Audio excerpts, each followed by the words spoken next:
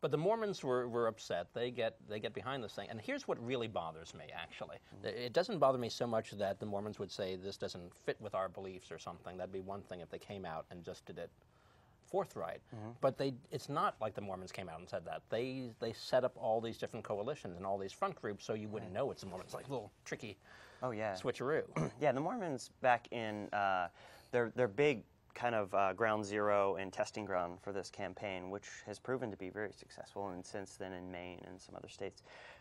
In Hawaii in the late 90s, there was a big marriage battle, and the Mormons did a public polling where they realized they're just not that popular in the general public. They're the polygamy thing, they're seen as a cult maybe, and so they're like, we have a lot of money. We're a multi-billion-dollar corporation, but we need other popular churches to front this for us. And so they formed a coalition of churches where essentially they engaged the Catholic Church, the evangelicals, the focus on the families, and they said, look, we'll be the bank, we'll be the logistics, you guys be the face, you guys of this campaign. And so that's what they did, and it worked wonders in Hawaii. And after Hawaii, the other churches who used to hate the Mormon church were like, we can be buddies now, you know.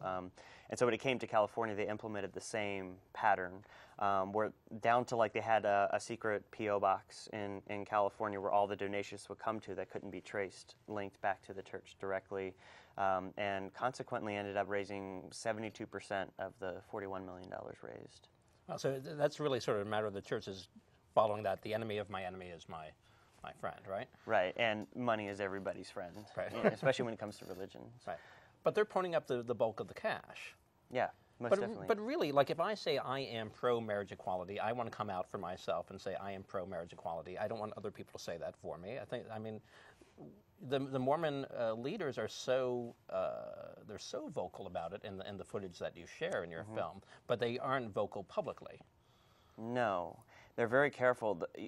This is a church, as we spoke earlier, that was persecuted, that has always been under the microscope, and they have really devised an amazing and brilliant PR section of their church, and they're really detailed, and they're extremely careful about public speeches, how often they hold press conferences. But in the segment that we show in the film, there was actually this 1-hour training broadcast to all over the nation via satellite, where the Mormon elders got on, and they only spoke directly to the congregations in their churches on big screens, and in there you're able to see a little bit of the PR filter removed and hear kind of really what they believe, and some of it's actually quite arrogantly disturbing. Right. It's hateful. It is hate speech. Yes. Or maybe I'm the face of the left by being too tolerant at this point. Well, it is hate speech because, ultimately, when that trickles down to the people who are affected by that, it ruins lives, it breaks families, it drives people to suicide, as we show in the film. When people feel like their entire culture has abandoned them that they've grown up with, that's horrible, and how lightly they deliver these words from the screen, from the safety of this office, and by turning a blind eye to the effects of that. It's horrifying, and so that's what we try to expose that in the film. There's a guy who comes on, Paul Marrow, who is a spokesperson, maybe not a direct spokesperson, and he goes through all the reasons why gay marriage is okay, and the one thing not okay, but it's not about the sex, it's not about this, it's not about that. This is not what makes marriage. It's all about love. It's all about love in God's eyes, essentially, is what Paul Marrow gets to. Yeah, Paul Marrow, who's the head of the Sutherland Group and an active Mormon, he basically tells, right after Prop 8 passed, he tells a room full of gay people, your love is an illusion. Your equality is an illusion. All of this is in your head, and you need to basically smarten up and get it out of your head and jump on the bandwagon, essentially, which is just so horrifying. These people live in, I don't know, they must live in this little bubble, because I just spent a few weeks, researching this and saw the effects of words like that, But I was surprised because he goes through marriage is not about what you think is love. Marriage is not about a civil union. Marriage is not about this piece of paper. All that. And if it's not about that, if it is about something divine, why can't we just have the piece of paper for folks? Okay, yeah. So definitely the marriage in a lot of places is referred to or defined as a religious ceremony, that this piece of paper is incidental and all of this, and it's really something ordained by God since the pre-existence of Earth. And really what he's saying, and he's admitting almost, is that this is a process that's recognized by the state. It's recognized at the federal level, and we're saying that it's ordained by God. And so essentially, he's admitting this kind of blurry line between church and state. He's not saying, rights available to you through marriage. He's not saying just on the surface, the equality offered to you through marriage. He's saying, no, screw all that. It's all about like what this guy at the edge of the universe on a cloud said, billions of years ago. Right, but that's the thing. It's like, why get so worked up then? Like, I've never understood this about religion in general. It's like, why isn't being right for yourself good enough? Like, I like being right about things, but I don't care if everybody else thinks I'm right. I just want to be right. If you know this is what works for you, just let it work for you. Why not? If there really is a separation between the man on the edge of the heavens and the paperwork down at City Hall, let it go. I think two things. One, first is my opinion, which is like people who immerse themselves in something so dedicated and saturated as religion or anything. It's difficult to think outside the box and consider that you might be wrong, and having lived your whole life being maybe wrong, that's a scary thing. And so I notice that people will overcompensate when it comes to defending their religion, because they're not only defending their religion, they're defending what they've decided to believe in for 50, 60, 70 years, or however old you are. But the second thing is a more doctrinal thing that I was taught, which I'm fascinated by. Why isn't it just good for you? Because I was taught, they literally teach, and they might teach this in other churches, as a little kid, they teach you about the war in heaven, when before the earth was even created, Jesus had a plan and Satan had a plan. And they taught me that Jesus said, I'm going to send everybody to earth and give them free agency. And they have the choice and the freedom to decide to choose whatever they want. And in the end, there's judgment. But they can, while on earth, they can decide whatever they want. And Satan said, no, I'm going to go to earth and force everybody to follow a certain plan so that way everybody gets back to heaven. And obviously, the rules of the universe, God decided to go with Jesus and said, no, I want to give man a choice. And then, I was 5 years old when I was taught that in Mormon Sunday school. And then I look at the church in California, and they're essentially going to California to force everybody to follow a certain point of view and force everybody to follow a certain way of life. And I'm like, wait a minute, isn't that the complete opposite of what you guys have been teaching little kids? Right, that certainly is. It's dictatorial, obviously. Yeah. The other part that you mentioned that is clearly a conflict is that thing about the blurry line between church or not blurry line between church and state. Right. Is that's not supposed to happen. We're not supposed to be able to preach, fundraise, and back political campaigns. Right, but in researching that, we interviewed some IRS experts, and the religions in America are allowed to get involved in political campaigns. They are, especially when their belief system kind of encourages them to. But they're strictly not allowed to endorse political candidates. You can't come out and say, I vote for Obama. Mitt Romney. Oh, yeah.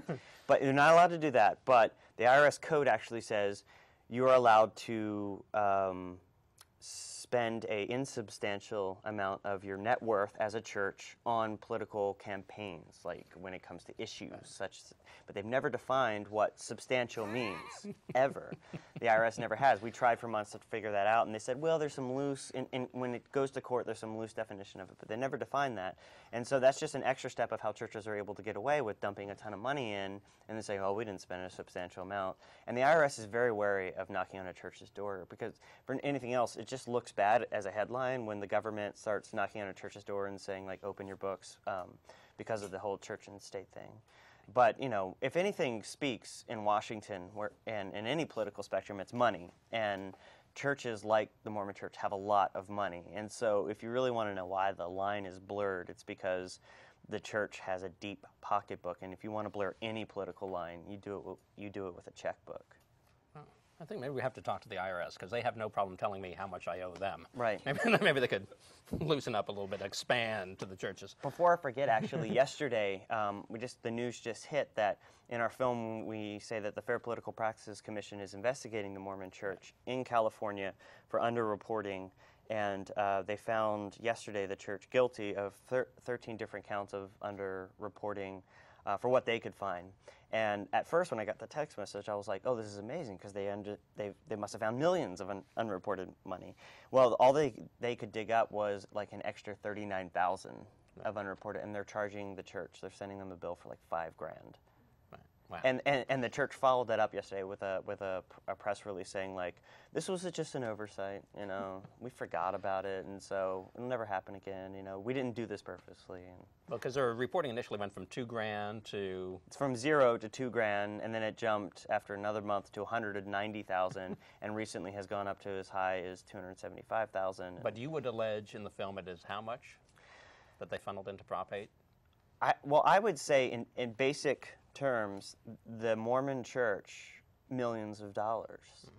Now, as the 501c3 or whatever their nonprofit organization is, as the actual corporation, the Inc., you know, I could see a couple $100,000. But having grown up Mormon, I know that there is a direct link between the leaders, the bishops, and the congregation. That link is solid. It's a big family, and you're linked to those people. And so when they come to your house, as they did in California, and they said, we're looking at your financial records, brother so-and-so, you made this much money, you could probably write us a check for $5,000, so go ahead and do that. And they put the pen down on the table. So they put in millions of dollars. No, it's like Glengarry Glen Ross. They're just waiting for somebody to sign there. Yeah. Wow. And literally they are all family, so they can get away with that, I suppose. If people want to know more about marriage equality, they want to expand their minds a little bit, think a little bit, what should they read or watch? Well, you know, the narrator of our film is Dustin Lance Black, who, you know, won the screenplay Oscar for Milk, which, you know, directed by Gus Van Sant. It's an amazing film. Really, I think before you get into the politics of marriage rights, you really need to see the people behind this, or who are affected by this. And as you get to know Tyler and Spencer in our film, you put a human face and human emotions behind this, and that's the strongest link you're ever going to get to studying marriage rights. So I would say definitely watch Milk, as I'm sure a lot of people have, and you know, Mayor of Castro's Street. Bayard Rustin, the new biography that just came out of him called Lost Prophet, if you really want to learn about, you know, the gay rights movement and how it works in politics. And then, you know, one of the interviewees in our film, Carolyn Pearson, wrote a book called No More Goodbyes. She's a Mormon. She married a gay Mormon man, didn't know he was gay, has gay children, has dealt with marriage rights, and has such a deep, insightful take on the whole thing from an insider's point of view. So No More Goodbyes is definitely a really good book also.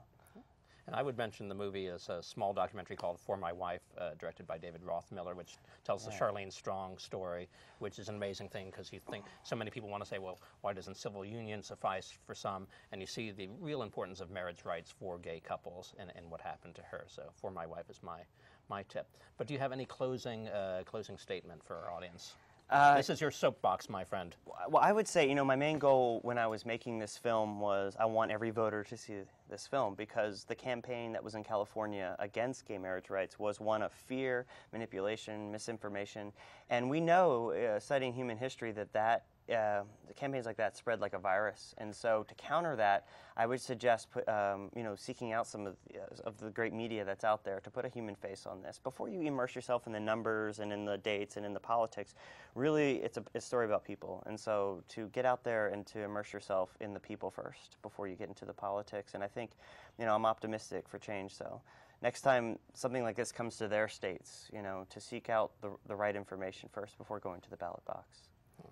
Well, I always think, for me, the big thing is that at least you know that a gay couple has put some thought into getting married. Anybody who would risk that type of persecution and problems within their family and within the community and fight the system really has to be making a choice. It's not like, you know, me running off to Vegas for the weekend or something and getting married on a whim, or a celebrity doing that. And if anybody wants to get married that bad and can prove their love in that manner, I say please let them, because so many other people, heterosexuals, that's you, get it so wrong. So please let everybody have the same rights to either get it right or get it wrong.